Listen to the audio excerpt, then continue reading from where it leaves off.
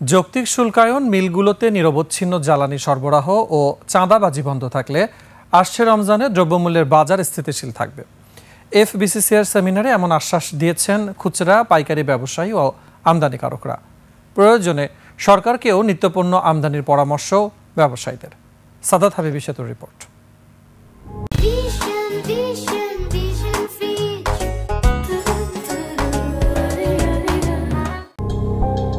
প্রায় প্রতি বছরই রমজান এলে অস্থিতিশীল হয়ে ওঠে তেল, চিনি, ছোলা, খেজুর ও ফলমূল সহ নিত্যপণ্যের বাজার। সরবরাহ সংকট, বাড়তি শুল্ক সহ নানা অজুহাত হাজির করেন ব্যবসায়ীরা। বাড়তি দামে চাপে পড়েন ভোক্তারা। তবে আসছে রমজানে এমন পরিস্থিতি দেখতে চান না ব্যবসায়ীরাও। রাজধানীর মতিঝিলে এফবিসিসিআই আয়োজিত এক মতবিনিময় সভায় বাজার স্থিতিশীল থাকবে এমন আশ্বাস দেন তারা। আমাদের ডিমান্ড এবং কনজাম্পশন প্রায় কাছাকাছি। এ সময় খুচরা ব্যবসায়ীরা বলেন, বাজারে স্বস্তি রাখতে চাঁদাবাজি বন্ধে সরকারকে গুরুত্ব দিতে হবে। অভিযানের নামে বন্ধ করতে হবে হয়রানির। খাদ্যদ্রব্য নিয়ন্ত্রণের কথা বলতেছি, কিন্তু চাঁদাবাজ নিয়ন্ত্রণের কথা কিন্তু আমরা বলি না। একদিকে ভোক্তা, একদিকে সিটি কর্পোরেশনের আপনার টিম, একদিকে জেলা প্রশাসকের টিম। আমরা যে পর্যন্ত ক্ষুদ্র এবং মাঝারি ব্যবসায়ীদের উপর থেকে দৃষ্টি না সরাবো সে পর্যন্ত আপনার কোনো কিছু সমাধান হবে না। 1 টাকা 2 টাকা বেশি হয়ে গেলে তখনই ভোক্তা এসেই জরিমানা শুরু করে দেয়, বিভিন্ন হ্যারাসমেন্ট শুরু করে দেয়।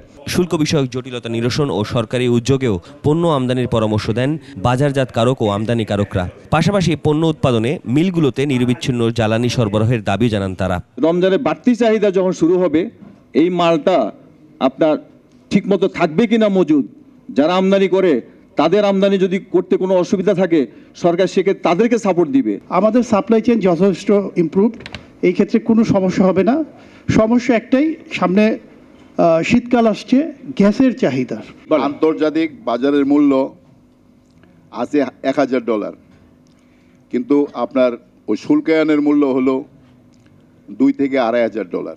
এ সময় এফবিসিসিআই প্রশাসক ব্যবসায়ীদের সমস্যা নিয়ে বাংলাদেশ ব্যাংক ও এনবিআর এর সাথে আলোচনার আশ্বাস দেন। দ্রব্যমূল্যের যাতে সহনীয় থাকে সেই জন্য এলসির যে মার্জিন সেটি তারা সিগনিফিকেন্টলি কমিয়ে এনেছেন এবং ব্যাংক গ্রাহক সম্পর্কের ভিত্তিতে ন্যূনতম রাখার জন্য তারা নির্দেশনা জারি করেছেন।